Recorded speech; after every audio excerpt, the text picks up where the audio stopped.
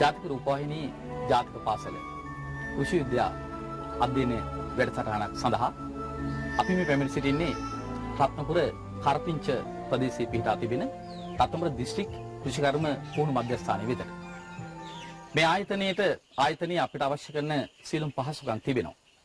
ඒ නිසා අපි රත්නපුර සීවලි මධ්‍ය විද්‍යාලයේ දුවදරුවන් සමග මේ සූදානම් වෙන්නේ නිමුරතා කිහිපයක් ආවරණය කරගන්න.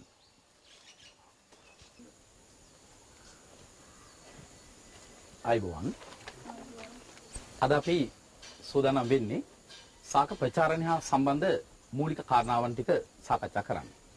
ඔබ දන්නවා සාක ප්‍රචාරණය කියලා කියන්නේ තම වර්ගය බෝ කර ගැනීමේ ක්‍රියාවලිය. ඒ සඳහා සාක ප්‍රචාරණයේදී ප්‍රධාන ක්‍රමවේදයන් දෙකක් යොදා ගන්නවා. ඉන් එකක් අපි හඳුන්වනවා ලිංගික ප්‍රචාරණය කියලා, දෙවෙනි අපි හඳුන්වනවා වර්ධක ප්‍රචාරණය කියලා. එතෙන්දී ලිංගික ප්‍රචාරණයේදී බොහෝ වෙලාවට සාර්ථක පරාගණයකින් හා සංසේචනයකින් පසුව එන බීජයක් හරහා ලැබෙන කලලයකින් ප්‍රචාරණය වෙනවා නම් අපි අවස්ථාව හඳුන්වනවා ලිංගික ප්‍රචාරණය කියලා. ඒට අමතරව බීජ හැර සාකයක වෙනයම් ඕනෑම වර්ධක කොටසකින් සිදුවන ප්‍රචාරණයක් වේ නම් අපි ඒක හඳුන්වනවා වර්ධක ප්‍රචාරණය කියලා. ඒ ඔය දෙකෙන් බොහෝ වෙලාවට අපට බීජ ප්‍රචාරණය හරහා ලැබෙන්නේ මවුසාක වලට තරමක් වෙනස් වූ පැල. ඒතර අපට මවුසාකයක් සතු විශේෂිත ගුණාංග බීජ හරහා ලැබෙන පැලකින් ලබා ගන්න ටිකක් අපහසුයි. ඒ නිසා අපට මවුසාකයට හා සමාන ලක්ෂණ සහිතම පැල ගන්න නම් අපිට පුළුවන් යොමු වෙන්න වර්ධක ප්‍රචාරණ ක්‍රම වෙතට. වර්ධක ප්‍රචාරණය කියලා අපි හඳුන්වන්නේ බීජ නොවන සාකයක වෙනයම් ඕනෑම ප්‍රචාරක දේහයක් මගින් පැල ලබා ගැනීමක් සිදු කරනවා නම් අපි ඒකට කියනවා වර්ධක ප්‍රචාරණය කියලා. તો වර්ධක ප්‍රචාරණය ගත්තාම ඒක නැවත බෙදන්න පුළුවන් ක්‍රම දෙකකට.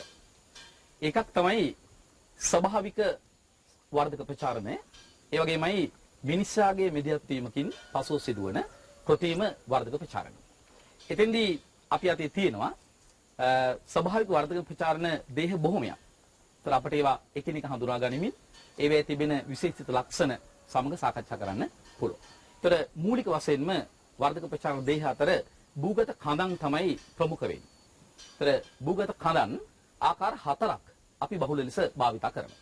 මේ තමයි පළවෙනි භූගත කඳන් ආකාරය. අපි මේක හඳුන්වන්නේ රයිසෝමයක් කියලා. මේ රයිසෝමයේ සතු විශේෂිත වූ ලක්ෂණ කිහිපයක් තියෙනවා. ඒ ඔබට විභාග මට්ටමේදී වැදගත් වෙනවා. මට මතකයි පහුගිය විභාග ප්‍රශ්න පත්‍රයක මේ රයිසෝමයක සටහනක් දීලා ඔබෙන් අහලා තිබ්බා මේ සම්බන්ධ මූලික තොරතුරු. එහෙනම් බලාගන්න මූලිකම ලක්ෂණ රයිසෝමයක් සතු මේ හඳ වැවෙන්නේ පොළොවට සමාන්තරව. ඒක තමයි ප්‍රධානම ලක්ෂණය. ඊළඟට මේකේ තියෙන්නේ තන්තුමය මුල්. රයිසෝම වල බොහෝ විට අපි දකින්නේ තන්තුමය මුල්. ඊළඟට ඔබ වඩාත් හොඳින් බැලුවොත් රයිසෝමයක් දෙස මේකේ තියෙනවා පර්ව, පුංචි කොටස් වලට වින් වෙච්චි පර්ව. ඒ වගේමයි මේකේ තියෙනවා ශල්ක පත්‍ර. සාමාන්‍ය කොළ පැහැයෙන් යුක්ත නොවුනට දුඹුරු පාට ශල්ක පත්‍ර මේ රයිසෝමයක් පුරා දකින්න පුළුවන්.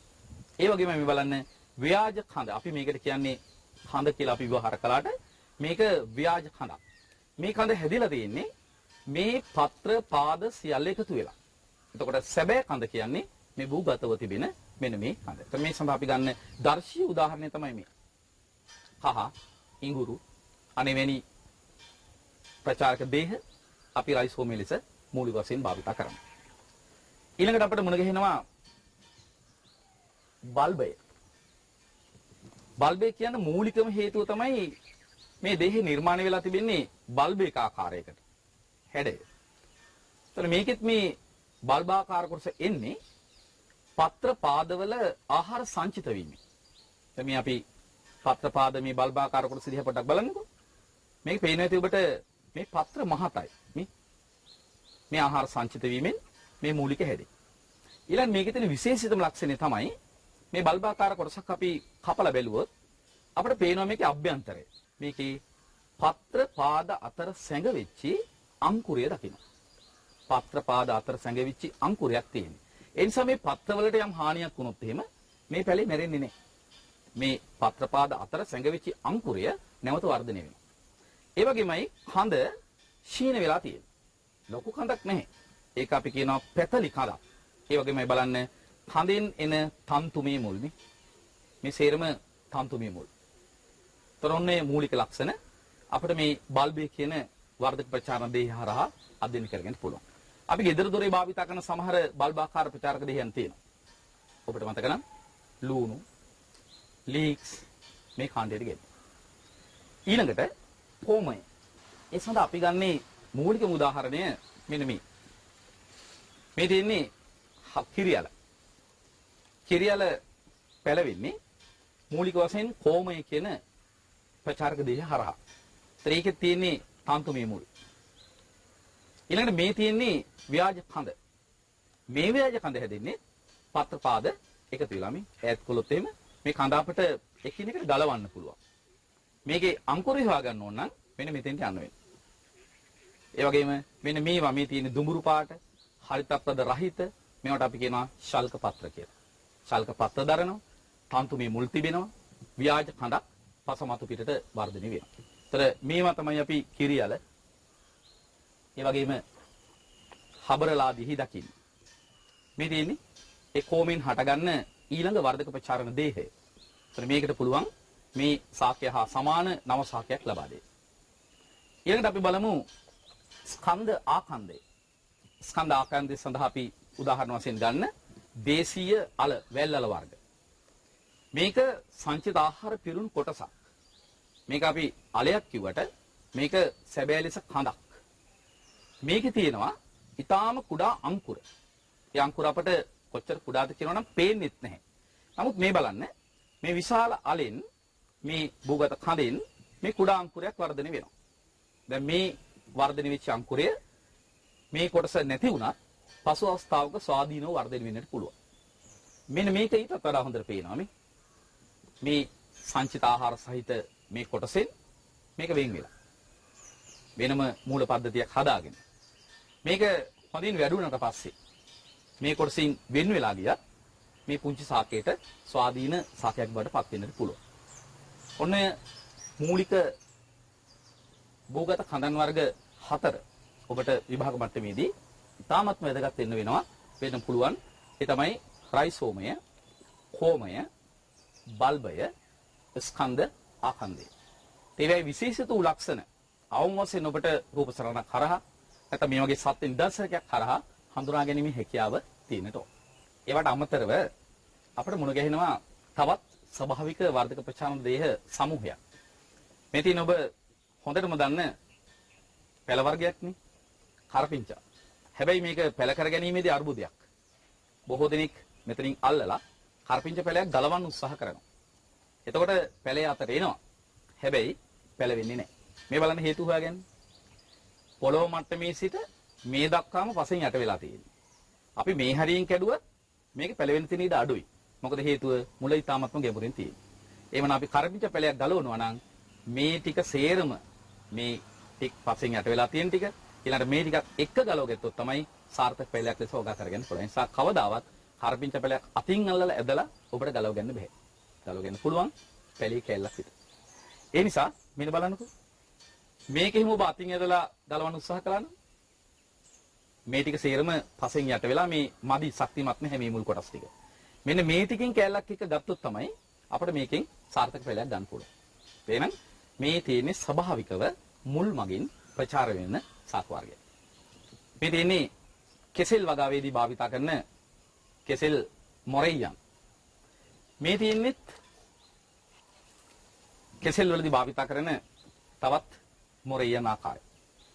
දැන් මේ රූපීයව ගත්තම ඔබට මේ දෙකේ සැලකිය වෙනස්කම් දකින්න පුළුවන්. හොඳින් බලන්න. මේකේ පත්‍ර පළල් ඒ වගේම කඳට සාපේක්ෂව විශාලයි. ලොකු පත්‍ර. මේක ගත්තාම මේවා මේ පත්‍ර පටුයි දිගයි. අපි මේවට කියනවා කඩු වෙනි පත්‍ර. ඒ නිසා මේ මොරියන් වර්ගය හඳුන්වන්නේ කඩුපත් මොරියන් කියලා. ඊළඟට මේවා අපි හඳුනගන්නේ දියපත් මොරියන් කියලා. දැන් ඔබම මට කියන්න මේ ප්‍රචාරණ දේහ දෙක හිටෙව්වොත් වඩාත්ම සාර්ථක හොඳ පැලයක් ගන්න පුළුවන් මොන අවස්ථාවද? අපිට ඊටාම ශක්තිමත් හොඳ පැලයක් ලැබෙන්නේ මෙන්න මේ මොරෙයන් භාවිතා කරලා. එහෙමනම් මේ තියෙන්නේ කඩුපත් මොරෙයන් කෙසෙල් වගවේදී අපි ප්‍රචාරක දේහයක් වශයෙන් භාවිත කරන්නේ කඩුපත් මොරෙයන්. මේ තියෙන්නේ දියපත් මොරෙයන්. අපි දියපත් මොරෙයන් සිටවන්න ගන්නේ නැහැ. මොකද මේකෙන් එන පැලේ ගොඩාක් දුරට දුර වෙන්න පුළුවන්. මේකට හේතුව දන්නවද? ඇයි මෙහෙම මොරෙයන් ආකාර දෙකක්? මේක සත්‍ය කඳෙහි ටිකක් උඩින් එන්නේ. මේ මොරෙයන්. මේක සත්‍ය කඳෙහි ගොඩක් ගැඹුරින් එන්නේ. ඒ නිසා අපිට කෙසෙල් පැලයක් ගලවගෙන ටිකක් මහන්සි වෙනවා. ගැඹුරට හාරලා මේ වගේ නිවැරදි නිරෝගී පැලයක් අපි ලබා ගන්න වෙනවා. ඒ කෙසෙල් වගාවේදී අපට උදව් වෙන ස්වභාවික ප්‍රචාරණ දෙය. මේ ඊළඟට අන්නාසි. අන්නාසි සාකේ නිපදවන හැම ප්‍රචාරක දේහයක්ම මේ නිදර්ශකයේ තුල තියෙනවා. මෙන්න මේ උඩම කොටස. මේකට අපි කියනවා මස්තකය. මේ මස්තකය හිටවන්න පුළුවන්. හැබැයි මේක හිටවලා පැලේ ලෙස වර්ධනය වෙලා අස්වැන්නක් ගන්න සාමාන්‍යයෙන් අවුරුදු 2කට ආසන්න කාලයක් විතර යන්න පුළුවන්. ඒ නිසා ගොඩක් වෙලාවට ඔබටත් අත්දැකීම් ඇති. මේ කොටස හිටෙව්වට අපට හොඳ පැලයක් ඉක්මනට ලැබෙන්නේ නැහැ, ගෙඩියක් ඉක්මනට ලැබෙන්නේ නැහැ. සමහර අවස්ථාවල දුර්ලභම අන්නාසි වර්ගයක නම් මේ මස්තකයේ කෑලි වලට කපන්න පුළුවන්. කපලා වැලි තවන් වල දාලා රෝපණ ද්‍රව්‍ය ගොඩක් හදාගන්න පුළුවන්. ඊළඟට මේ තියෙන්නේ නටු මොරෙයන්. මේ ඵලයේ පහළ නටු ආසන්න එන මොරෙයන්. මේවත් ඕනේ නම් පැල කරගන්න පුළුවන්. නමුත් ඔබට හිතාගන්න පුළුවන් පැලේ කුඩායි. ඒ වගේම මේ තරම් වර්ධන වේගයක් පෙන්වන්නේ නැහැ. නමුත් අවශ්‍ය නම් පැල කරගන්න පුළුවන්. වඩාත්ම සුදුසු නැහැ. අපි මොනවද එහෙනම් අන්නාසි වගා කරන්න ගන්න? මෙන්න මේ වගේ. මේ තාම ශක්තිමත්. ඒ වගේම කඳෙන් කඳ මොරියන් කියලා අපි හඳුන්වන්නේ. කඳෙන් හටගත්ත ශක්තිමත් නිරෝගී වර්ධක ප්‍රචාරණ දේහයක් අපිට භාවිතා කරලා අන්නාසි පැල හිටව ගන්න පුළුවන් සුළු පරිමාණයේදී. මේ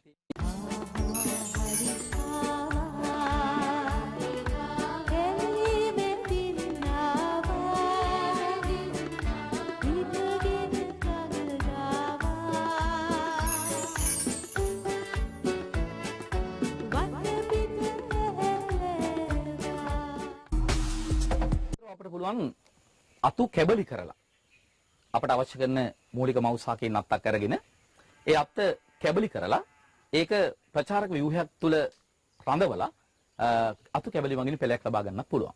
ඒ සඳහා අපට පුහුණු ශ්‍රමය අත්‍යවශ්‍ය වෙනවා. ඉතින් මේ ආයතනයේ එවැනි පුහුණු ශ්‍රමිකයෙකු අපි සමග සූදානම්. අපේ අතු කැබල්ලක් නියමිත ආකාරයටම කපලා දෙන්නකෝ. ඒකෙදි තියුණු තලයේ භාවිතා කිරීම අත්‍යවශ්‍යයි. නිරෝගී අතු කැබල්ලක් වීම අත්‍යවශ්‍යයි. මේක ප්‍රධාන කලාප තුනකට වෙන් කරන්න පුළුවන්. මේ කෙළවරම කොටස ඊටාම මෘදු ලපටි කොටස ලා දල දඬු. මේ තියෙන්නේ මැද කොටස භාගයට මේරු අඩ දල දඬු. මේ තියෙන්නේ පහළම කොටස මේරුම කොටස දල දඬු. මේ ඕනෑම ස්ථානයකින් අතු කැබල්ලක් ගන්න පුළුවන් පැල ලබා ගන්න. ඒතර මේ තියෙන්නේ මැද අවස්ථාවෙන් ගත්ත දර්ශීය අතු කැබල්ලක්. මේක ඔබ හොඳින් බලන්න. මේ තියෙන්නේ සිටවන පැත්තේ කැපුම් තලය. මේක අංශක 45කවත් ආනතියකට තියෙන්න ඕනේ. එතකොට තමයි වැඩිම පෘෂ්ඨයක් ලබා දෙන්නේ මුල් වර්ධනයේට. ඒ සඳහා අපි මේ අතට අංශක 45ක ආනතියකට මේ අතු කැබල්ල කපා ගන්න. ඊළඟට බලන්න මේකේ ඉහළ කැපුම ඒක වර්ධනය කර ගැනීමට බලාපොරොත්තු වන ප්‍රධාන අංකුරයට ප්‍රතිවිරුද්ධව බෑවුම සකසන්න ඕන. අපි මෙන්න මෙතන මේ අංකුරේ වර්ධනය කරගන්න බලාපොරොත්තු වෙනවා නම් ඒකට ප්‍රතිවිරුද්ධව තමයි බෑවුම හදන්නේ. ඒකට ප්‍රධානම හේතුව තමයි වර්ෂාව ඇති අවස්ථාවක ජලයේ වැටුණු අවස්ථාවක මෙන්න මේ කැපුම් තලයේ මතට වැටෙන ජලයේ පෝෂක ಖನಿජ ද්‍රව්‍ය තියෙන්න පුළුවන්. අන්න ඒවා මේ පුංචි අංකුරේ ළඟ රැඳුනොත් එතන දිලීර බැක්ටීරියා වර්ධනයට මාධ්‍යයක් සපයනවා. ඒ නිසා මේ අංකුරේ ළඟ සිට කුණු වෙන්නට ගන්නවා, ඒක මැරෙන්නට ගන්නවා. ඒ නිසා මේ කැපුම අනිවාර්යයෙන්ම මූලික අංකුරයට ප්‍රතිවිරුද්ධව වෙන්නට ඕන. ඊළඟට මේ බලන්න පත්‍ර. එතකොට පත්‍ර තියෙන්නත් ඕනේ. ඒ වගේම පත්‍ර යම් ප්‍රමාණයක් ඉවත් කරන්නත් ඕනේ. මට මතකයි විභාග මට්ටමේදී එක සැරයක් අහනවා. ඊටාම හොඳ ප්‍රශ්නයක් මේක සම්බන්ධයෙන්. මේ වගේ අතු කැබලි සකසද්දී පත්‍ර ටිකක් කපලා ටිකක් ඉතුරු කරගන්නේ ඇයි? පත්‍ර කපලා ඉවත් කරන්නේ උච්ඡේදනයෙන් වන ජලහානිය අඩු කරගන්න. ඒ වගේම ඊටාම වැදගත් කාරණයක් මතක තියාගන්න අතු කැබැල්ලක පත්‍ර ටිකක් ඉතුරු කරන්නේ ඇයි? බොහෝ දෙනෙක් විභාගෙදී දීලා තිබුණු පිළිතුර තමයි ප්‍රභා සංශ්ලේෂණය සඳහා පත්‍රය ඉතුරු කරන්න ඕනේ. නමුත් මේ අතු කැබැල්ලට මුල් වර්ධනය වීම දක්වා වර්ධනය වෙන සංචිත ආහාර තියෙනවා. පත්‍රයේ ටිකක් තියෙනවා. ඒ වගේම මෙන්න මේ කඳ කොටසේ යම් ප්‍රමාණයක් තියෙනවා. ඒ මොහොතේ මේකට අවශ්‍ය වෙන්නේ ආහාර නෙමෙයි. ඔබ දන්නවා මුල් වර්ධනය උත්තේජනය කරන්නේ හෝමෝන මගින්. ඒතර මුල් වර්ධනය උත්තේජනය කරන හෝමෝනේ නිෂ්පාදනය වෙන්නේ පත්‍ර හෝ අග්‍රස්ත කොටස් වල. එහෙනම් අපි මේකේ පත්‍ර ටික සම්පූර්ණයෙන්ම ඉවත් කළා දැම්මොත් එහෙම හෝමෝන සංශ්ලේෂණයට ඉඩක් නැති වෙනවා. අනිත් සමුදට මතක තියාගන්න මේ පත්‍ර ඉතිරි කිරීමේ එක ප්‍රධානම පරමාර්ථය තමයි මුල් ලැබීමට අවශ්‍ය කරන හෝමෝන සංශ්ලේෂණයට පත්‍ර ස්වල්පයක් අවශ්‍යයි. ඒ කාරණේ ඉතාම හොඳින් විභාගයේදී අවධාරණය කරලා තිබ්බා. නමුත් බොහෝ දරුවන් ප්‍රභාස් සංශ්ලේෂණය සඳහා තමයි මේ පත්‍ර ඉතිරි කරන්නේ කියන පිළිතුරු තමයි දීලා තිබෙන්නේ. නමුත් හෝමෝන සංශ්ලේෂණයටයි අපි මේ දේ කරන්නේ. එහෙනම් මේක අපි ප්‍රචාරක ව්‍යුහයක් තුළ නිවැරදි ආකාරයට හිතවමු. මේක එලිමහන හිටෙව්වොත් එහෙම තද හිරු රැස් සුළඟ සමහර විට රෝගකාරක මේකට ආක්‍රමණය කරන්න පුළුවන්. නිසා අපට මේ අතු කැබැල්ල පැල කරගත නොහැකි වෙන්නට පුළුවන්. ඒ නිසා අපි ප්‍රචාරක ව්‍යුහයක් ඒ සඳහා හදාගෙන ඔබ දන්නා මේ අපි සකසන්නේ ඒකීය ප්‍රචාරක ව්‍යුහය. මේකෙන් අපි මූලික අරමුණු කරගන්නේ බාහිර පරිසර සාධකයන්ගේ අහිතකර බලපෑමෙන් මේ පුංචි අතු කැබැල්ල ආරක්ෂා කරලා මේකේ ඇතුලේ ඒ අතු කැබැල්ල වර්ධනයේට හිතකර තත්ත්වයන් ලබා දෙනවා. දැන් මේ තියෙන්නේ පොලිතීන් ආවරණිත සූර්ය ප්‍රචාරක ව්‍යුහය. ඔබට මතකද යම් ප්‍රචාරක ව්‍යුහයක පොලිතීන් ආවරණය කරනවා නම් ඒ ආශ්‍රිත එක්තරා වැදගත් සිද්ධියක් සිදු වෙනවා. අපි හඳුනාගෙන තිනවා හර්තාගාර ආචරණ. එහෙනම් මේ පුංචි කුටීරයේ ඇතුලේ හර්තාගාර ආචරණය සිදු වෙනවා. ඒකෙන් වෙන වාසි මොනවද? ඉහළ උෂ්ණත්වයක් ඇති වෙනවා. මුල් ලැබීම වේගවත් වෙනවා. ඉහළ ආර්ද්‍රතාවයක් ඇති වෙනවා. ඒකෙන් අතු කැබැල්ල වියලීමෙන් ආරක්ෂා වෙනවා. පලිබෝධකයන්ට මේකට එන්න අවස්ථාවක් නැහැ. සුළඟට මේකට එන්න අවස්ථාවක් නැහැ. ඒ නිසා සුළඟින් රෝග පලිබෝධක මේක ආරක්ෂා කරගන්න පුළුවන්. පුළුවන් තරම් ප්‍රවේශමෙන් මේ පොලිතීන් කවරය තුලට ඇතුල් කරනවා. දැන් බලන්න කුඩා වුණාට මේක හරිතාගාරයක්. පොලිතීන් ආවරණිත කුටීරයක්. ඒ නිසා මේක තුල මේ අතු කැබැල්ල ඊටාම ඉක්මනින් නිරෝගීව වර්ධනය වෙනවා. ඒතර මේ වගේ සකසාගත් අතු කැබලි අපි සෙවණ සහිත ස්ථානයක තියලා තවදුරටත් වර්ධනය කරගන්නවා. හොඳින් වඩනට පස්සේ මේ ආවරණය අයින් කරලා මේ බඳුන පිටින්ම ඕනේ නම් අපට සංස්ථාපනය කරගන්න පුළුවන්. එහෙම නැත්නම් අපට පස් ටිකක් මුල් ටිකක් සමග මේ බඳුන අයින් කරලා පැලේ සංස්ථාපනය කරගන්න පුළුවන්. ඊළඟට මෙතන තියෙන ප්‍රධානම ගැටලුව තමයි අපි මේ වටිනා දැන් මේ ගන්නේ හොඳ සාකයක කොටසක්. වටිනා කොටසක්. මේක මවුසාකෙන් සම්පූර්ණයෙන්ම වෙන් කරනවා. එතෙන්දී මේක මිය යාමේ අවදානමක් තියෙනවා. අපි හිතමු අහිතකර පාරිසරික තත්ත්වයන් තුල මේ අතු කැබැල්ල මැරෙන්න පුළුවන්. ඒ වගේම රෝග ආසාදනයකදී මේ අතු කැබැල්ල මැරෙන්න පුළුවන්. අන්න ඒ නිසා අපි අත්ත මවුසාකයට සම්බන්ධව තිබියදීම පෙළයක් ලබා ගැනීමේ ක්‍රමවේදයකට යන්න පුළුවන් අපිට. අපි ඒ ක්‍රමවේදය හඳුන්වන්නේ අතු බැඳීම කියලා. ඒ සඳහා මූලික මවුසාක මේ ආයතන මේ ස්ථානයේ සතුව තියෙනවා. එනිසා අපි ඒ ස්ථානයට ගිහිල්ලා අතු බැඳීමක් කරහා ඒ නිපුණතාවයත් ආවරණය කරගමු.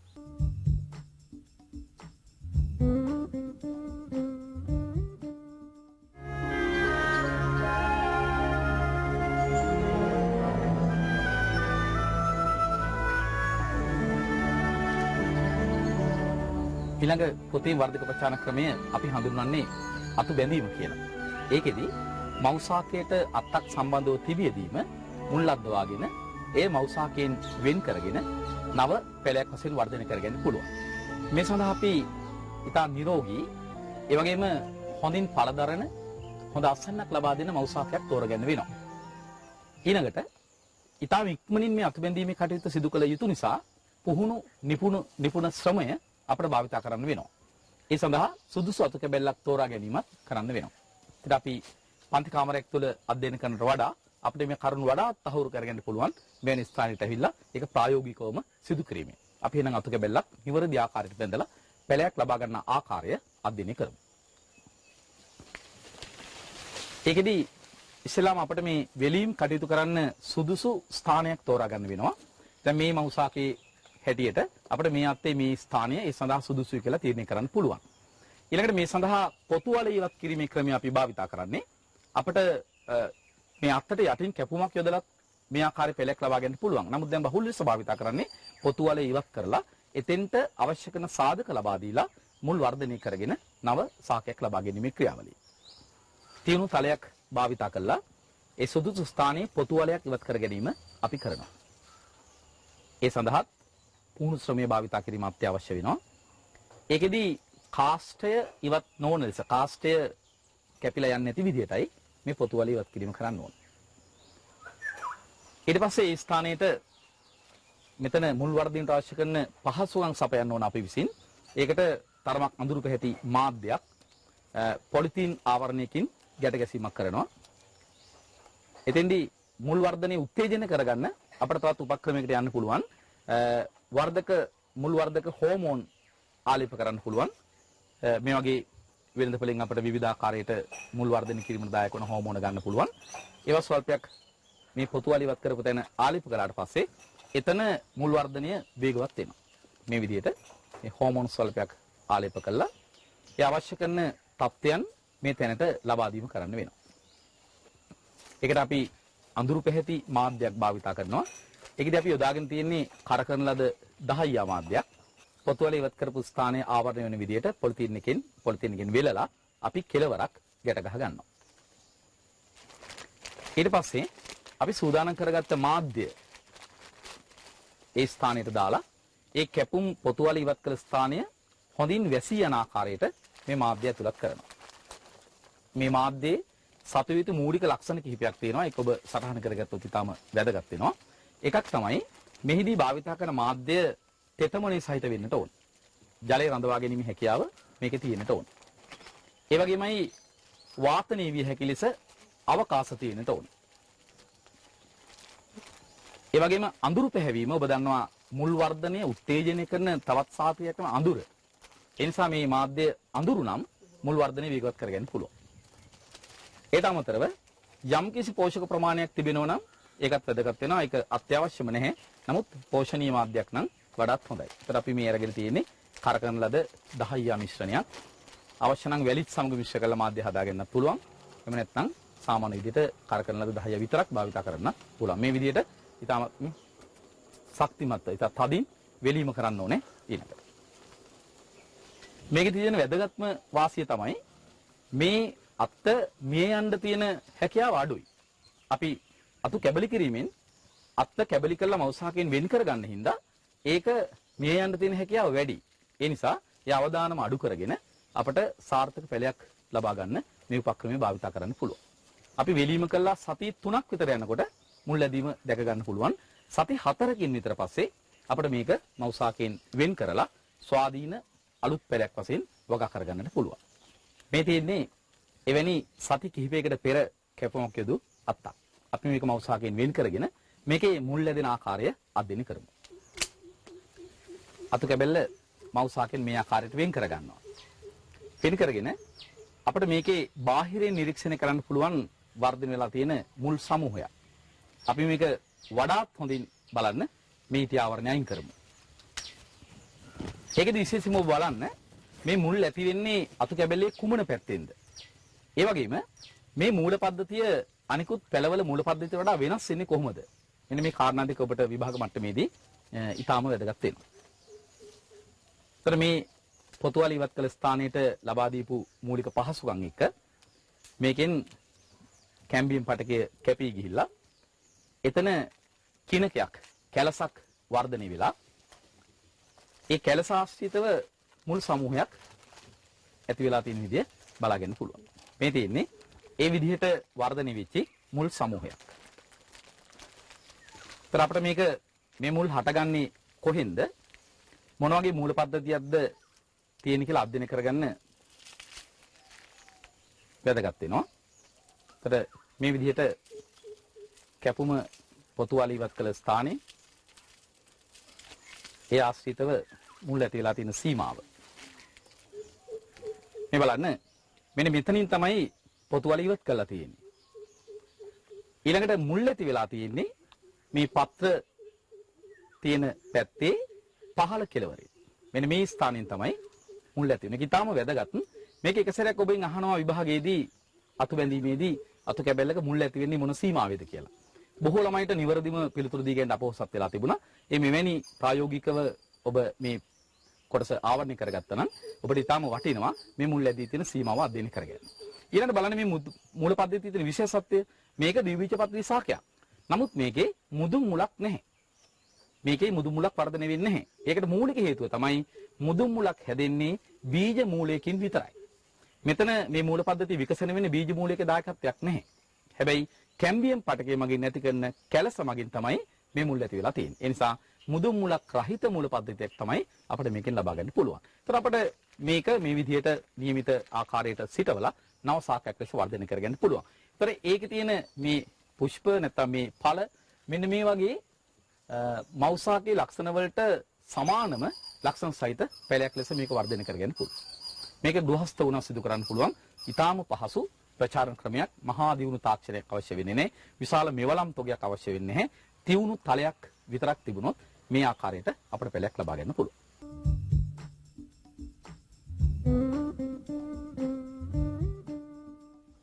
ඊළඟ ප්‍රතිම වර්ධක ප්‍රචාරණ ක්‍රමය බද්ධ කිරීම.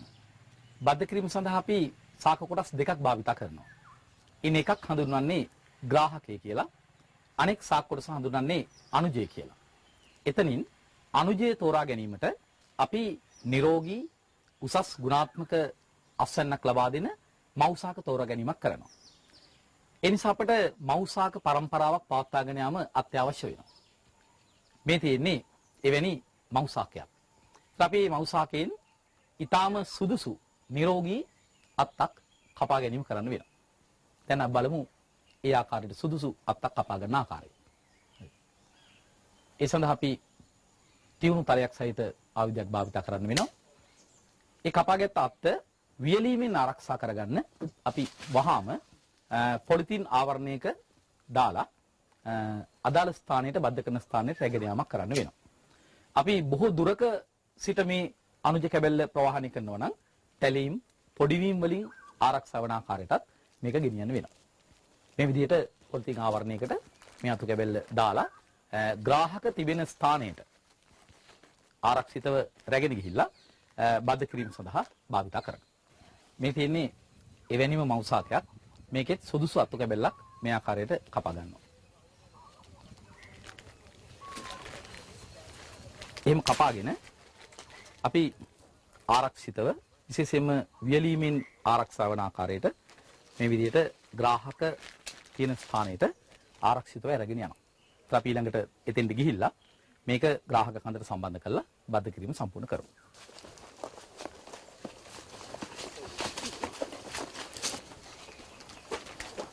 අපි ඊටමත් ආරක්ෂිතව අනුජ කොටස් කපාගෙන මේ වගේ වියලීමෙන් ආරක්ෂා කර ගැනීම උපක්‍රමයක් යොදාගෙන අපි දැන් මේක අරගෙන එනවා ග්‍රාහක කඳන් පවතින තවණක් ආශ්‍රිතව. මේ අවට හැමතැනම තිබෙන්නේ විවිධ වයස්වල විවිධ ප්‍රමාණයේ ග්‍රාහක. ඒතර මේ ග්‍රාහක තවණකදී පැල ලබා ගැනීමේදී වැදගත්ම කාරණය තමයි මේ ග්‍රාහක පැල ගන්න ඕන අනිවාර්යයෙන්ම බීජයකින්. මේ තියෙන්නේ එවැනි පැල ලබා ගැනීම සඳහා එකතු කරන ලද බීජ සමූහයක්. ඊළඟට අපි බද්ධ කිරීම සඳහා භාවිත කරන ග්‍රාහකයක සතු විය යුතු මූලිකම ලක්ෂණ ටිකක් තියෙනවා. ඒ සඳහා සුදුසු ග්‍රාහකයක් සතු විය යුතු මූලික ලක්ෂණ ටිකක් තියෙනවා. එකක් තමයි මේක අනිවාර්යයෙන්ම බීජයකින් ලබාගත් පැලයක් වීම. ඒ වගේම මේ බීජ තෝරද්දී වල් දර්ශයකට අයිති බීජ නම් ඒක වඩාත් හොඳයි. දැන් රඹුටන් නම් රසවත් නැති අහිතකර තත්ත්වයන්ට ඔරොත්තු දෙන දර්ශයක බීජ නම් වඩාත් හොඳයි. ඒක පළදා හොඳ බීජයක් වෙන්න ඕනේ නැහැ. අඹ නම් ඇටඹ, වල් අඹ වැනි බීජ වර්ග වඩාත්ම හොඳයි. ඒකෙන් අර මේ අලුතින් ඇති වෙන පැලයට හොඳට ඔරොත්තු දීමේ හැකියාවක් ලබා දෙන්න පුළුවන්. ඊළඟ කාරණේ තමයි මේ බීජ වලින් ලබා ගන්නා පැලවල තියෙන විශේෂිතම ලක්ෂණය ඊටාම ශක්තිමත් මූල පද්ධතියක් අවශ්‍යයි. දැන් මේ තියෙන්නේ එවැනි බීජකින් ලබාගත් පැලයක්. මේකේ මුදු මුලක් පේනවා. ඒ වගේම මේ පාර්ශ්විකව හොඳින් විහිදී ගිය මූල පද්ධතියක් තිබෙනවා. මෙන්න මේ කාරණය අත්‍යවශ්‍යමයි. මොකද මේ කොටස තමයි අනාගත ශාකයේ මූල පද්ධතිය බඩපත් වෙන්නේ. එතෙන්දී ශක්තිමත් මූල පද්ධතියක් තිබීම ඉතාම වැදගත් කාරණයක් වශයෙන් සැලකෙනවා. ඊළඟට බලන්න මේ ග්‍රාහක ශාකයේ කඳ අපට විශේෂයෙන්ම මේ බද්ධ කරන සීමාව තුළ කඳ කෙලින් තිබෙන කොටසක් වෙන්නට ඕන. සමහර ලාවට අපිට මුණ ගැහෙනවා මේවා නැමී ගිය අනවශ්‍ය ලෙස අතු බෙදිච්චි.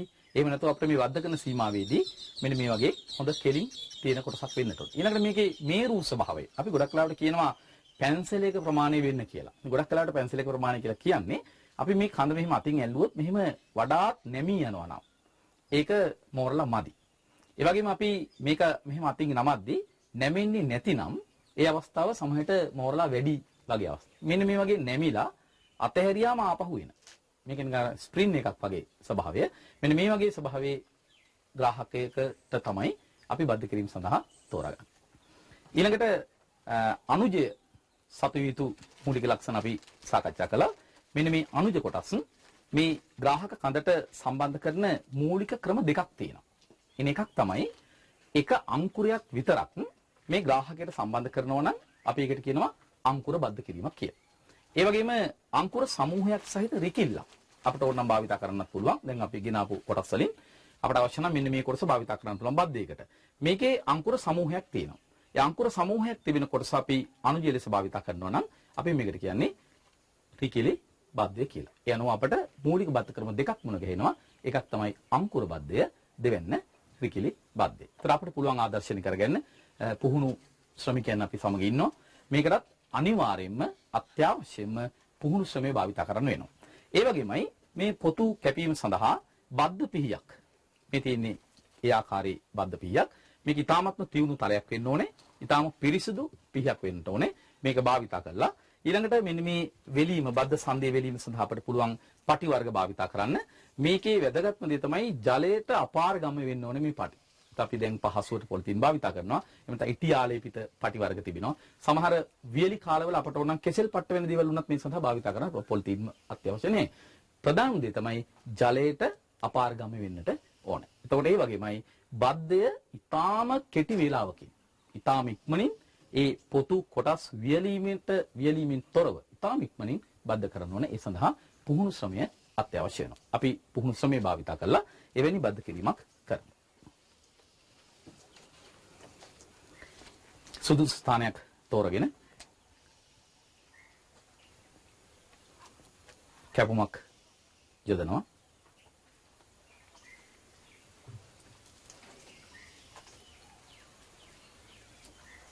ඒකෙදි සිරස් හා තිරස් කැපුම් යෙදීමක් කරනවා. ඊළඟට ඒ සීමාව තුළ පොත්ත බුරුල් කර ගැනීමක් කරන්න වෙනවා. දැන් අපි මේ ග්‍රාහකයේ කඳ මත කැපුමක් යෙදුවා. මේක අපි පැච් එකක ආකාරයකට තමයි යෙදුවේ. ඒ නිසා අපි මේ බද්ධ ක්‍රමය හඳුන්වනවා පැච් බද්ධය කියලා. ග්‍රාහකයේ කඳ මත පොත්තේ යොදන කැපුම අනුව අංකුර බද්ධ ක්‍රම කිහිපයක් තිබෙනවා. ඊළඟට ඒ කොටසට ගැළපෙන ආකාරයට ඒ ප්‍රමාණයටම අංකුරයක් සොයා ගන්න ඕන. හොඳට මතක තියාගන්න මේකෙන් අපි අංකුරයක් තමයි කපලා ගන්න. අපි නැතුව මේ අපිට කැමති තැනකින් පොතු කැබැල්ලක් කපලා ගත්තට පැලයක් ලබා ගන්න බෑ. ඒ නිසා මේ වගේ පත්‍රයක් හැලී ගිය ස්ථානයක අංකුර සල්කුණු වෙලා තිනවා. ඒක හොඳට බලලා මේ අංකුර කෑල්ලක් තමයි අපි කපා ගන්න වෙන්නේ. ඒකත් ඊටාම ඉක්මනින් අංකුරය ගලව ගන්න වෙනවා. මොකද මේ පොතු එකිනෙකට සම්බන්ධ වෙද්දී වේලිලා තිබුණා. වියලිලා තිබුණොත් අර කිනකේ වර්ධනය තරමක් පමා වෙනවා. ඒ නිසා හැකි ඉක්මනින් බද්ධය සම්පූර්ණ කරන්න ඕන. දැන් උතන අපි මිනුම් කරන්නේ කොයි විටකවත් ග්‍රාහකේ කඳ මෙච්චර උසට කපනවා. අනුජී පොත්ත මෙච්චර උසට කපනවා කියලා. මොකද ඒක අපිට මිනුම් කරන්න කාලයක් එන්නේ නැහැ. අන්න ඒ සඳහා පුහුණු ශ්‍රමය අත්‍යවශ්‍යයි. අර කඳ මතේ දපු කැපුමට සමාන කොටසක් පුහුණු ශ්‍රමිකයට පුළුවන් අනුජී මතත් යොදන්න. පොඩි වෙනසක් තියෙනවා නම් පොතු කපලා ඉවත් කරගන්න පුළුවන්. ඔන්න දැන් ග්‍රාහකයේ පොතුව අයින් කරනවා. දැන් ඔකට අනුජයෙන් කපාගත්ත අංකුරය හරියටම සමපාත වෙන විදිහට මෙන්න මේ කැපුම් තල දෙක එකිනෙක සම්බන්ධ වෙන විදිහට තියලා ඉක්මනින්ම වෙලන බලන්න වෙලන ආකාරය විභාගයේදී ඔබෙන් අහනවා බද්ධ කිරීමකදී මේ පටි වලින් වෙලන්නේ මොන අතටද ඇයි? දැන් වෙලීම පටන් ගන්නෙ පහළ සිට. දැන් ක්‍රමක්‍රමයෙන් ඉහළට වෙලාගෙන යනවා. එයි අපි පහළ සිට ඉහළට වෙලන්නේ. අපිට ඉහළ සිට පහළටත් ඕන වෙලන්න පුළුවන්. මොකද්ද පහළ සිට ඉහළට වෙලීමේ තියෙන අතිරේක වාසිය? ඔව් දැන් වර්ෂාවකදී ජලය ගලා යනවා නම් අර පොලිතින් පටිය මතින් මතට තමයි ගලාගෙන යන්නේ. ඒ නිසා බද්ධ සංදිය තුළට ජලය ඇතුල් වීම වළක්ව ගන්න මෙන්න මේ ආකාරයට වෙලනවා. වෙලලා මේ පහළ සිට ඉහළට වෙලලා ඉහළින් අවසන් කළා කියන සලකුණ තමයි මේ. මේ ගැටය ඉහළින් තියෙනවා. එක සැරයක් ඔබට කියනවා විභාග මට්ටමේදී බද්ධ කරලා අවසන් වෙච්චි රූප සටහනක් අඳින්න. ග්‍රාහකය, පොලිතින් පටි, මෙතන බද්ධ සංදිය, මෙතන අනුජ අංකුරය. මේක තමයි අංකුර බද්ධයක් නිම කිරීමෙන් පසුව අපට මුණ ගැහෙන්නේ. ඊට පස්සේ මේක අපි මේ අංකුරය වර්ධනය කරගන්න තාක්කල් සෙවණ සහිත විශේෂිත ස්ථාන කිහිපයක රඳවලා નિયમિત ලෙස වර්ධනය කරගන්න. ඊළඟට අපි බලමු රිකිලි බද්ධයක් සිදු කරන ආකාරය. අපි ඒ සඳහා ඊටාම සුදුසු ග්‍රාහකයක් තෝරගන්න වෙනවා. මේ ග්‍රාහකේ අපි බද්ධ කරන සීමාව තුළ අතිරේක අතු තියෙන්න පුළුවන් මෙන්න මේ වගේ. එහෙම වුණොත් ඒවා ඉක්මනින් කපල ඉවත් කිරීමක් කරන්න.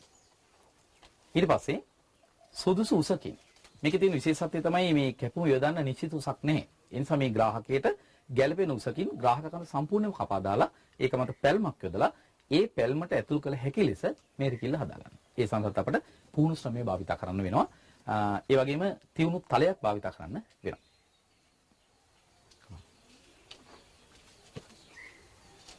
මේ විදිහට අතිරේක පත්‍ර තියෙනවා නම් කපා ඉවත් කරනවා. මොකද ඒකිනුත් පත්‍ර හරහා සමහර විට උච්ඡේදනයෙන් සැලකිය යුතු ජල ප්‍රමාණයක් විනාශ හානි වෙන්න පුළුවන්.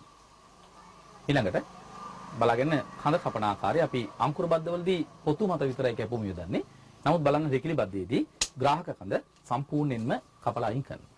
කපලා අයින් කළා ඒ ග්‍රාහක කඳ මත ඇති කරන පැල්මට ගැළපෙන ආකාරයට අනුජ රිකිල්ල සකසා ගන්න.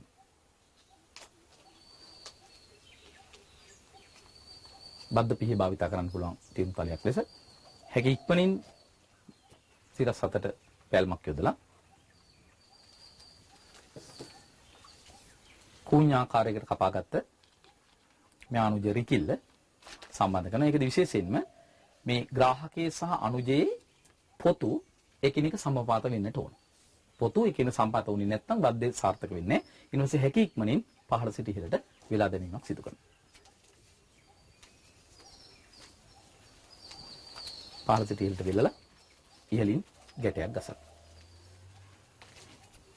ජලය ඇතුල් වෙන්නේ නැතුව තිබුණොත් බද්ධ සංදියට ගැටලුවක් වෙන්නේ නැහැ. ඊට පස්සේ අවශ්‍ය නම් මේ වගේ පොලිතින් එකකින් මේකට ප්‍රොපගේට් එකක් ලබා දෙන්නත් පුළුවන්. එහෙම වුණොත් වඩාත් හොඳයි. දැන් ගොඩක් වෙලාවට ඉක්මනින් පැල කරගන්න අතු කැල්ල සාර්ථකව වර්ධනය කරගන්න මේ උපක්‍රමය භාවිත කරනවා. එහෙම සකසගත් අතු කැබෙල්ල අපි සෙවණ සහිත ස්ථානයක යම් කාලයක් වගා කර ගැනීමක් සිදු කරනවා. අංකුර බද්ධයයි රිකිලි බද්ධයයි සම්බන්ධ කිරීමෙන් පස්සේ මේ පැල රඳවලා තියෙන මේ වගේ සෙවණ සහිත ගෘහයක. ඒක තුළදී දවස් 21ක් විතර රඳවා තිබ්බට පස්සේ අපට නිරීක්ෂණය කරන්න පුළුවන් බද්ධ කිරීම සාර්ථකද නැද්ද කියලා. අපි බලමු මේ තියෙන්නේ ඒ වගේ රිකිලි බද්ධයක්. මේ ආවරණය ඉවත් කළාට පස්සේ බද්ධේ සාර්ථක නම් ඒ බද්ධ කළ රිකිල්ල කොළ පාටින් යුක්තව තියෙනවා. ඊට අමතරව මේ පහලින් අතිරේක රිකිලි වර්ධනය වෙන්න පුළුවන්. අන්න ඒ වගේ අවස්ථාවක අපි ඒවා කපනවා. මේ වගේ කපලා අයින් කිරීමක් කරනවා. එතකොට මේ තියෙන්නේ සාර්ථක වෙච්ච රිකිලි බද්ධයක්. මේ වෙලුම පසු අයින් කළා මේ සෙවණ ගෘහයේ තවදුරටත් මේක රඳවලා තියෙනවා. ඊළඟට බලමු අංකුර බද්ධයක් සාර්ථක වුණාම කොහොමද අපි හඳුනගන්නේ? ඒකත් දවස් 21ක් යනකම් මේ සෙවණ ගෘහය තුල වර්ධනය වෙන්න හැරලා අපි මේ වෙලුම අයින් කරනවා දවස් 21කින් පස්සේ. මේ විදිහට ඊටාම ප්‍රවේශමෙන් මොකද සජීවී අංකුරයක් මේක ඇතුලේ තියෙන්නේ. ඒකට හානියක් නොවන විදිහට මේ වෙලුම අයින් කරනවා. දවස් 21කින් තමයි මේ වෙලුම අයින් කරන්නේ. බද්ධේ සාර්ථක නම් අපට කොළ පාටට. බද්ධේ සාර්ථක නම් මේ උඩ පේන්නේ කොළ පාටට මේ අංකුරය ග්‍රාහක කඳට සම්බන්ධ වෙලා තියෙනවා පේනවා. හැබැයි මෙහෙම තියෙන තාක්කල් මේ අංකුරේ වර්ධනය වෙන්නේ නැහැ. දැන් අපිට වර්ධනය කරගන්න ඕනේ මේ ග්‍රාහකයේ මේ කොටස නෙවෙයි. අපිට වර්ධනය කරගන්න ඕනේ අපි අලුතෙන් මේ ගහට සම්බන්ධ කරපු මෙන්න මේ අංකුරෙන් තමයි ගහක් ලබා ගන්න ඕනේ. ඒ නිසා අපි කරන්නේ මේ බද්ධ කළ ස්ථානයට තරමක් ඉහළින් ඒකට ප්‍රතිවිරුද්ධ පැත්තට කැපුමක් යොදලා මේ ග්‍රාහකෙ මෙතන ඉවත් කරනවා. ඒ වගේ සාර්ථකව බද්ධ වෙච්ච අවස්ථාවක් මෙන්න මේක. ඔබට බලන්න පුළුවන් මේ තියෙන්නේ කිනකේ වර්ධනය වෙලා කැලස වර්ධනය වෙලා ඒ හොඳ බද්ධයක්. ඉතින් අපිට මේ අංකුරේ වර්ධනය කරගෙන ඕන වෙච්ච අවස්ථාවක අපි කරන්නේ මේකට තරමක් ඉහළින් හඳ කපා දාන්න. ඒ කැපුම් තලය හරහා සොද්ද ජීවි ආසාදනය වෙන්න පුළුවන්. ඒකින්ද අපි මේ කැපුම් තලය ආරක්ෂිත ආවරණයක් යොදනවා. කොයිටි එහෙම නැත්නම් විස බීජනාශක දියරයක් නැත්නම් තාර ඒ වගේ දේක් ආලේප කරනවා. දැන් බලන්නේ කැපුවට පස්සේ තමයි මේ අංකුරේ වර්ධනය වෙන්න පටන් ගන්න තියෙන්නේ. දැන් මේක තමයි පසු කාලීනව අපට අවශ්‍ය කරන ගුණාත්මක උසස් අස්වැන්නක් ලබා දෙන පෙළේ බවට පත් වෙන්නේ. ඊට පස්සේ තව දුරටත් සෙවන සහිත ස්ථානික තියලා තිබ්බාම මේක මනා වර්ධනයක් පෙන්වුම් කරනවා. මේ තියෙන්නේ. ඒ වගේ සම්බන්ධ කරපු අංකුරය මනා ලෙස වර්ධනය වෙනවා. ඒතර මේක අපි තව පියවර 3-4ක් ඔස්සේ ගිහිල්ලා අවසානයේ වෙළඳ පොළට නිකුත් කරන කල හැකි ගුණාත්මක පැලයක් බවට පත් කරගන්න. ඒතර මේක බඳුන්ගත කරලා තියෙන්නේ ඒ පැලය අපට ආරක්ෂිතව අරගෙන ගිහිල්ලා අපට අවශ්‍ය ස්ථානයක වගා කරලා නව ශාක පරම්පරාවක් පැල ලබා ගන්නට පුළුවන්. මේ කියපු සියලුම බද්ධ ක්‍රම ටික නැත්නම් ප්‍රතිම වර්ධක ප්‍රචාරක ක්‍රම වල තියෙන විශේෂිත කාරණයක් තමයි මේ හැම එකක්ම අපට යොදන්න පුළුවන් වෙලා තියෙන්නේ ද්විබීජපත්‍රී ශාක සඳහා විතරයි. ඒකට ප්‍රධානම හේතුව තමයි ඒකේ තමයි මනා ලෙස සංවිධානය වෙච්ච කැම්බියම් පටකයක් තියෙන්නේ. ඒ කැම්බියම තමයි තුවාල වුණාම කිනකයක් කැලසක් බාටපත් වෙලා මූල පද්ධතියක් බාට විකසරේ වෙන්නේ. බද්ධ කිරීමේදී අර ග්‍රාහක සහ අනුජ පොතු දෙක එකිනෙකට සම්බන්ධ වෙනකොට එතන ලියලනවා, එතන නිර්මාණය වෙනවා අලුත් කැම්බියමක්. ඒ කැම්බියම සෛල මහා ප්ලොයම වාහිනී නිර්මාණය කළා ඒ අංකුරය අර බද්ධ කරපු අනුජයට සම්බන්ධ කරනවා. එතකොට මේකේ තියෙන ප්‍රධාන ගැටලුව තමයි ඒක බීජපත්‍රී ශාක තියෙනවා ප්‍රචාරණය කරගන්න. නමුත් මේ පත්‍ර කැබලි, අතු කැබලි, අතු බැඳීම බද්ධ කිරීම හරහා අපට ඒක බීජපත්‍රී ශාක ප්‍රචාරණය කරගන්න බැහැ. ඒ වගේමයි පැල ඉතා විශාල සංඛ්‍යාවක් මේ ක්‍රමවලින් ලබා ගන්නත් බැහැ. ඒ වගේමයි ඉතා නිරෝගී ඒකාකාරී පැල සමූහයක් ලබා ගැනීමත් තරමක් ගැටලුවක්. ඒ නිසා අපි ඒ සඳහා යොමු වෙනවා ශුද්ධ ප්‍රචාරණය කියන දියුණු තාක්ෂණය භාවිතා කරන ඊළඟ ප්‍රතිම වර්ධක ප්‍රචාරණ ක්‍රමයට. ඒ සඳහා අපට තිබිය යුතුයි පටක රෝපණාගාරයක්, විද්‍යාගාරයක් තිබිය යුතුයි. අන්නේ විද්‍යාගාරයට ගිහිල්ලා අපි ශුද්ධ ප්‍රචාරණය හරහා පැල ලබා ගන්න ආකාරය අධ්‍යයනය කරමු.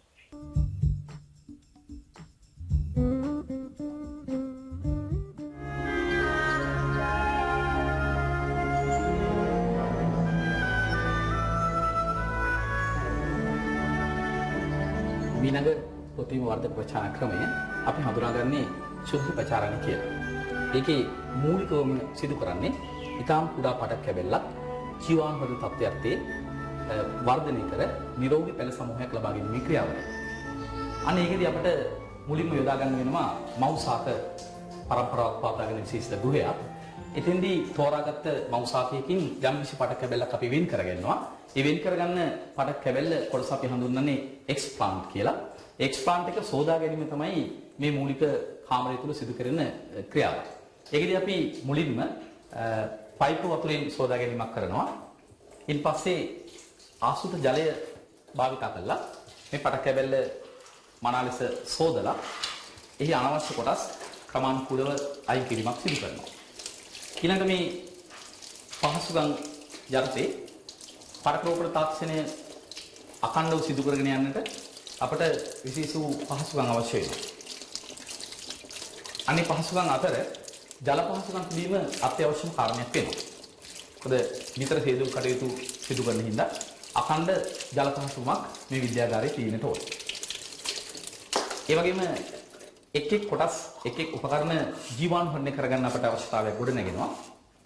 ඒකෙදී වීදුරු වාදන සහ අනිකුත් උපකරණ ජීවාණු හොරණය කරගන්න අපි මෙන්න මේ විදුලි උඳුන භාවිත කරනවා. මේකේ නියමිත උෂ්ණත්වය නියමිත කාලාන්තරයක් තුළ ලබා දෙන්න පුළුවන්. එහෙම ලබා දීලා ඒ භාවිත කරන වීදුරු උපකරණ, ඒ වගේම කපන පිහි, ඒ වගේම කුඩා පෝසෙප්ස් වගේ ඒ සියලුම දේවල් මේක තුළ ජීවාණු හොර කැවීමක් කරගන්න. මේ තියෙන්නේ සේදුම් බෝතල්, ඒ වගේම කමාංකනය කරන ලද භාජන, ප්ලාස්ටික් භාජන, මිනුම් සරා, ප්ලාස්කු, මේ වගේ වටාඩි ප්ලාස්කු, ඒ වගේම මේ වගේ කොනිකල් ෆ්ලාස්ක්, මේ සියලුම දේවල් ඉතාමත්ම පිරිසිදුව ජීවාණු හරණ තත්ත්වයේ තබා ගැනීම අත්‍යවශ්‍ය වෙනවා. ඒතර මේ මූලික පහසුකම් පස්සේ අපි යන්නේ ඊළඟ කොටසට. ඒ තමයි පෝෂණ මාධ්‍ය කෘත්‍රිමව හදා ගන්න ආකාරය. ඒතර මේ කුටීරය තුළ ඊට අවශ්‍ය කරන මූලික පහසුකම් ටික තිබිය යුතු වෙනවා. ඊළඟට අපි ඇතුල් වෙන්නේ පෝෂණ මාධ්‍ය සාදා ගැනීමේ කුටීරය වෙතට. ඒකට යන්න පෙර මේ වගේ පාදෝණයක් සූදානම් කරලා තිබෙනවා. මේක විස බීජනාශක දියර වලින් රඳවලා තියෙන්නේ. ඒ නිසා අපේ දෙපා වල තිබෙන විස බීජ මේ නාශක දියරේ නිසා ඉවත් වීමක් සිදු වෙනවා. දැන් අපි ඉන්නේ පරකෝපනාගාරයක ප්‍රෝටීන් පෝෂණ මාධ්‍ය සාදා ගන්නා මූලික කුටීරය තුල. ඒතර මේකදී අපට අවශ්‍ය වෙනවා සාකයක් වර්ධනයට අවශ්‍ය කරන සියලුම පෝෂක පදාර්ථයන් කෘත්‍රිමව ලබා දෙන්න. අනෙතෙන්දී අපි එක් එක් පෝෂකයේ අන්තර්ගත රසායනික සංයෝග මේ වගේ සීතකරණයක් තුල ගබඩා කරලා තියලා අපට අවශ්‍ය වෙලාවෙදී අවශ්‍ය ප්‍රමාණය මිනුම් කරලා ප්‍රෝටීන් පෝෂණ මාධ්‍ය අපි සාදා ගන්නවා. අනෙතෙන්දී අපට මෙන්න මේ වගේ උපකරණ අත්‍යවශ්‍යම වෙනවා. මේ තියෙන්නේ ඔටෝක්ලේව් කියන උපකරණය. මේක අපි භාවිත කරනවා ද්‍රව පෝෂණ මාධ්‍ය ජීවාණුකරණය කර ගැනීමට. මේක තුළ නිශ්චිත උෂ්ණත්වයක් නිශ්චිත කාල සීමාවක් තුළ පවත්වාගෙන හෝමෝන සහ විටමින් රහිත පෝෂණ මාධ්‍ය මේක තුළ ජීවාණු කර ගන්නවා. ඒකදී අපි සාමාන්‍යයෙන් භාවිත කරනවා සෙල්සියස් අංශක 121ක උෂ්ණත්වයක් වර්ග සෙන්ටිමීටර කිලෝග්‍රෑම් 1.2ක විතර පීඩනයක් යටතේ විනාඩි 15ක් 20ක් විතර ජීවාණු කර ගැනීම සිදු කරනවා. ඊළඟ මේ තියෙන්නේ අපට අත්‍යවශ්‍යම තවත් උපකරණයක්. අපි මේ පෝෂණ මාධ්‍ය සඳහා අපි යොදා ගන්නා ජලය අනිවාර්යයෙන්ම ආසූත ජලය විය යුතුයි. ඒතර මේ තියෙන්නේ එවැනි ආසූත ජලයේ නිපදවීමේ උපකරණයක්. ඒතර අපි මින්පසු සියලුම භාවිතයන් වලදී මේ ආසූත ජලය තමයි යොදා ගන්නේ. ඊළඟ මේ තියෙන්නේ ඇනලිටිකල් බැලන්ස්. මේකෙන් තමයි අපි පෝෂණ මාධ්‍යට අවශ්‍ය කරන රසායනික සංයෝග ඊටාම නිවැරදිව වෙනගන්නේ. මොකද බැරි වෙලාවත් අපි මේ මැනගැනීමේදී යම් දෝෂයක් වුණොත් එහෙම ඒ අවසාන පෝෂණ මාධ්‍යෙහි සංයුතිය වෙනසක් වෙන්න පුළුවන්. ඒ වගේම අපි විටින් විට මේ පෝෂණ මාධ්‍යයේ pH අගය බලා ගැනීම ඉතා වැදගත්. ඒ නිසා ඊ타මත්ම නිවැරදිව pH මැනගත හැකි pH මීටරයකුත් අපිට මේ සඳහා අත්‍යවශ්‍යම වෙනවා. ඒ වගේම මේ තියෙන්නේ යම් අවස්ථාවකදී අපිට යම් දෙයක් ජීවාණුකරණය කරගන්න අවශ්‍ය කරන තවත් උඳුන් ආකාරයක්. දැන් මේකත් මේ පටකරෝපණාගාරයක තිබිය යුතුම උපකරණයක් බවට පත් වෙනවා. ඊළඟට මේ අත්‍යවශ්‍ය උපකරණ වලින් පස්සේ අපි හදාගන්න පෝෂණ මාධ්‍ය එක එක සංයුතීන් අනුව ඒ පෝෂණ මාධ්‍යයන් වෙනස් වෙනවා. එතෙන්දී අපි දැනට භාවිත කරන්නේ බහුලව භාවිත කරන පෝෂණ මාධ්‍ය අපි ඒක හඳුන්වන්නේ MS මාධ්‍ය කියලා. ඒක මොරාසික් සහ ස්කූප් කියන දෙදෙනාගෙන් එකතු වෙලා නිර්මාණය කරගත්තු මාධ්‍ය. ඒ මාධ්‍ය තමයි ලෝකේ බහුල ලෙස භාවිත කරන පටකරෝපිත මාධ්‍ය. ඒතර මේ තියෙන්නේ ඒගාඩ් එකතු කර ගැනීමෙන් පසුව ගණීකාරක එකතු කර ගැනීමෙන් පසුව ඝන පෝෂණ මාධ්‍යයක්. ඒතර මේ ඝන පෝෂණ මාධ්‍ය පටකයක් ඇතුල් කිරීමට සූදානම්. මේ තියෙන්නේ ජීවාණුකරණය කරන ලද භාජනයක්. ඒකට අවශ්‍ය ද්‍රාවණ පරිමාව දානවා. දැම්මට පස්සේ මේක සිසිල්වීමත් එක්ක නිවිලා ඝන වෙනවා. ඉන්පසු අපිට ජීවාණුකරණය කරන ලද පුළුන් හෝ වෙනත් ඇලුමිනියම් ආවරණයකින් මේක ආවරණය කරලා තියෙනවා. දැන් මෙවැනි පෝෂණ මාධ්‍යයන් සහිත භාජන ඉතා විශාල සංඛ්‍යාවක් අපට අවශ්‍ය කරන පෙළ ප්‍රමාණයට අනුව ඉතා විශාල සංඛ්‍යාවක් හදාගෙන අපි මේක ඇරයි යනවා පටකය හඳුන්වා දීම සිදු කරන කාමරයට. අපි මේ ක්‍රියාවලිය හඳුන්වන්නේ ඉනොකියුලේෂන්. එහෙම නැත්නම් ආමුකුලනය කියලා හඳුන්වනවා. ඒක විශේෂිත ස්ථානයක් ජීවාණු හරිත ස්ථානය. අපි දැන් පිවිසෙන්නේ පටකරෝපණාගාරයක හදවත බඳු කොටසට. මේ කොටස මත තමයි මේකෙන් එළියට යන පෙළවල නිරෝගීභාවය සම්පූර්ණයෙන්ම රඳා පවතින්නේ. ඒ නිසා මේ ස්ථානය අපි යොදාගන්නේ පටක ජීවාණුකරණය කිරීම සඳහා. විශේෂයෙන්ම ජීවාණුකරණය කරන ලද පටකය අපි සාදාගත්ත කෘත්‍රිම පෝෂණ මාධ්‍යයට ඇතුල් කිරීම තමයි මේ කුටීර තුළ සිදු කරන මූලිකම කාර්යය. මේක අපි හඳුන්වන්නේ අනවරත වායු කුටීරය. එහෙම නැත්නම් අපි මේකට කියනවා ලැමිනා ෆ්ලෝ කැබිනට්. මේක වැඩ කරන්න පෙර මේකේ තියෙනවා UV කිරණ මුදාහරින බල්බයක්. ඒ බල්බය ඔන් කරලා අපිට පුළුවන් මේ කුටීරයේ ඇතුලේ තියෙන විස බීජ රෝගකාරක විනාශ කළා දාන UV කිරණ උදව් කරගෙන. ඊට පස්සේ මේකේ අනවරත වායු කුටීරය කියලා හඳුන්වන්නේ මේකේ තියෙන අඛණ්ඩ වායු ධාරාවක් පෙරණ කීපයක් හරහා ක්‍රමක්‍රමයෙන් පෙරිලා එන අඛණ්ඩ වායු ධාරාවක්. මේ ධාරාව හැම විටම කුටීරයෙන් එළියට එන්නේ. ඒ නිසා පිටත සිට කිසිදු රෝගකාරකයකට දූවිලි අංශුවකට පවා මේ කුටීරය ඇතුළට යන අවස්ථාවක් නැහැ.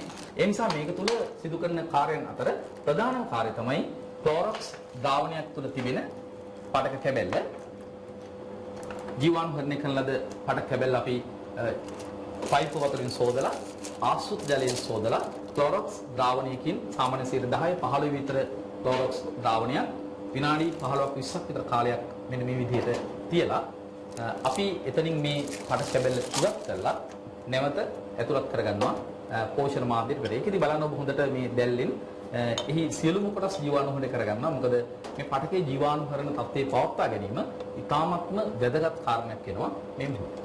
ඊට පස්සේ අපි කරන්නේ මේ පටකය ඒ අදාළ කෘත්‍රිම පෝෂණ මාධ්‍යයට ඇතුළත් කර ගැනීම. අපි ක්‍රියාවලිය හඳුන්වන්නේ ආනුකූලනය එහෙම නැත්නම් ඉනොකුලේෂන් කියලා. දැන් කීප වතාවක් ආසුත් ජලයෙන් සෝදාගත්ත පටක කැබැල්ල ජීවාණුහරණය කරගත්ත අපි භෞතිකව ඒ වගේම අපි රසායනික ජීවාණුහරණය කරගත්තා. දැන් මේකේ සුදුසු ප්‍රමාණයේ කැබැල්ල. ඒක ජීවාණුහරණය කරන ලද තියුණු තල සහිත උපකරණ වලින් කපලා ඒ අවශ්‍ය ප්‍රමාණයට හදා ගැනීමක් කරනවා. ඉන්පස්සේ අර ඝන පෝෂණ මාධ්‍යයක් හෝ ද්‍රව පෝෂණ මාධ්‍යයක් සහිත ඒ කුඩා භාජනයකට මේ පටක් කැබැල්ල ඇතුල් කරලා ඒක ආරක්ෂිතව වසා දැමීමක් සිදු කරනවා. ඉන්පස්සේ මේවා තත්ත්වයන් පාලනය කරන ලද විශේෂිත කුටීරයක වර්ධනය කර ගැනීමක් සිදු කරනවා.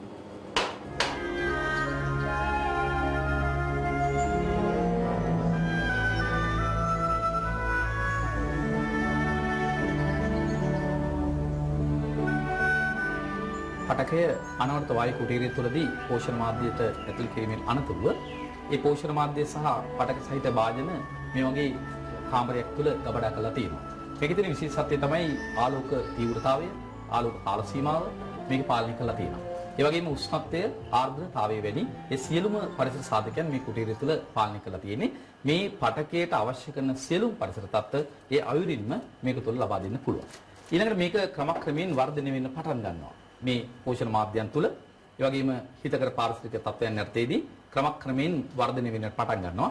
එහෙම අවස්ථා කිහිපයක් යනකොට මේ පුංචි පටක් කැබැල්ලෙන් අපි ඇතුළත් කළ පුංචි පටක් කැබැල්ලෙන් අංකුර සමූහයක් ලබා ගන්න පුළුවන් වෙනවා. මේ විදිහට එක අංකුරයකින් අංකුර අතිවිශාල සංඛ්‍යාවක් ලබා ගන්නට පුළුවන් මේ පටක රෝපණ තාක්ෂණය භාවිත කරලා.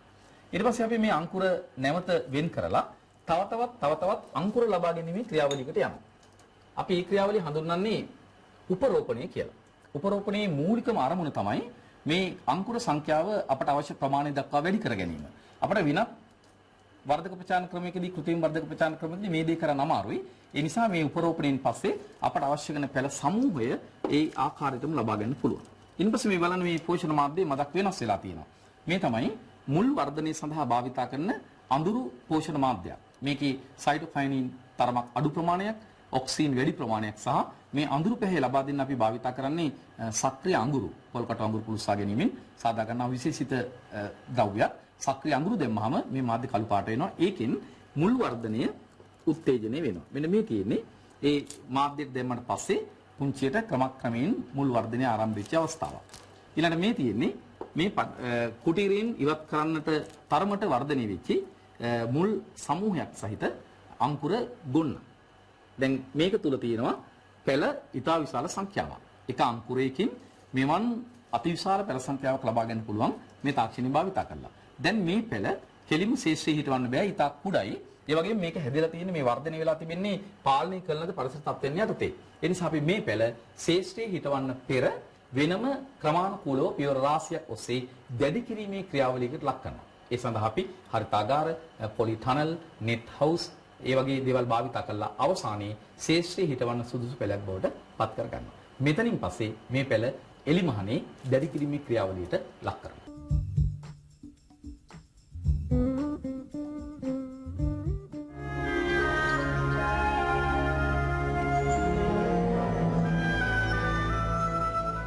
මේ තියෙන්නේ පටකරෝපණාගාරයෙන් ඉවතට දෙන ඊටාම කුඩා පෙළ. දැන් මේ පෙළ විශේෂිත තත්ත්වයන්ට වර්ධනය වෙලා තියෙන හින්දා කෙලින්ම ශේෂ්ත්‍රයේ හිටවන්න බෑ. හිටෙව්වොත් ඒ ශේෂ්ත්‍ර තත්ත්ව හමුවේදී මේ පෙළ විනාශ වෙන්න පුළුවන්. ඒ නිසා මේ පෙළ මුලින්ම මෙන්න මේ වගේ දහයියා සහ වැලි මාධ්‍යයක වගා කරගන්නවා දින කිහිපයක්. ඉන්පස්සේ ක්‍රමානුකූලව පෝෂණ ද්‍රව පෝෂණ මාධ්‍යයක් මේගොල්ලෝ මම හිතන්නේ මේකෙදී අපි ලබා දෙන්නේ ඇල්බර්ට් ද්‍රාවණය. ඇල්බර්ට් ද්‍රාවණය ක්‍රමක්‍රමයෙන් ඉසිමින් මේ විවිධ වයස්වල පෙළ සමූහයන් වශයෙන් පවත්වාගෙන යනවා. ඊට පස්සේ මේ පෙළ ක්‍රමක්‍රමයෙන් පාරිසරික තත්ත්වයන්ට හුරු වෙනවා. ඊට පස්සේ මේ සේවන සහිත ගෘහයෙන්, මේ ආරක්ෂිත ගෘහයෙන් ඒ පෙළ එලිමහනට ලබා දෙනවා. එලිමහනේ දින කිහිපයක්, සති කිහිපයක් තියලා පාරිසරික තත්ත්වයන්ට හොඳින්ම හුරු වුණාට පස්සේ ඒවා ශේෂ්ත්‍රයේ වගා කරගන්න පුළුවන්. ඒ ඒකාකාරී ඒ වගේම හොඳින් අස්වැන්නක් ලබා ගන්නා ඊටමත්ම හොඳ නිරෝගී වගාවක් මේ පෙළහරහා අපට ලබා ගන්න පුළුවන්. දැන් මේ ඔබ දකින්නේ අර වගේ පටක රෝපණ ක්‍රියාවලියක් හරහා ලබාගත් පෙළ ශේෂ්ඨේ සංස්ථාපනය කළ තින ආකාරය. ඒවායි ඒකාකාරී බව, ඒ වගේම එකම වයසක එක අවස්ථාවක පූදින බව, ඒ වගේම නිරෝගී බව, ඒ වගේම මෙහි තිබෙන සාරවත් බව මේ සියල්ලම අපට ලබා ගන්න පුළුවන් වෙන්නේ පටක රෝපිත ක්‍රමය හරහා ශුද්ධ ප්‍රචාරණයෙන් පෙළ ලබා ගැනීමේදී පමණයි. ඒ වගේම වාණිජ මට්ටමේදී අනාගත ශ්‍රී ලංකාව පළතුරු සහ එළවලු වාණිජ වෙළඳපොළට සූදානම් වෙන්නට වෙනවා. අන්න එතෙන්දී අපිට සම්ප්‍රදායික රෝපණ ද්‍රව්‍ය හරහා ඒ දේ කරන්න බෑ. ඒ නිසා අපට අනිවාර්යයෙන්ම මේ වගේ නවීන තාක්ෂණික ක්‍රමවේදයන් වලට යොමු වෙන්නට සිද්ධ වෙනවා. අන්න එවැනි අවස්ථාවක ශුද්ධ ප්‍රචාරණය අපට හොඳ අත්වැලක් වෙනවා අපේ පරමාර්ථයන් ඉටු කරගන්න. එසේනම් අපි මේ සුවිශේෂ ප්‍රායෝගික ක්‍රියාකාරකම් සඳහා සම්බන්ධ වුණේ රත්නපුර කරපිංච ප්‍රදේශයේ පිහිටා තිබෙන දිස්ත්‍රික් කෘෂිකර්ම පුහුණු මධ්‍යස්ථානය. අපි මේ මොහොතෙන් මෙතනින් සමුගන්නවා නැවත ප්‍රායෝගික පරීක්ෂණ සමූහයක් සමග හමු වීමේ බලාපොරොත්තු වෙන ඉසු. ඔබට සුබ දවසක්.